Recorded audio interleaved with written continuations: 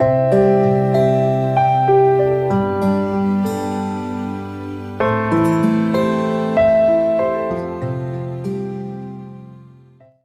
بالله من الشيطان الرجيم. بسم الله الرحمن الرحيم.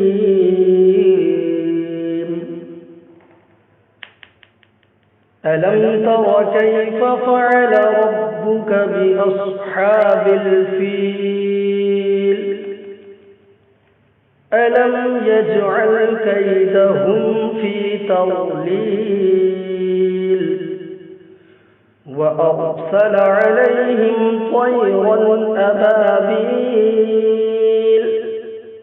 ترميهم بحجارة من سجيل فجعلهم كعصف مأكول.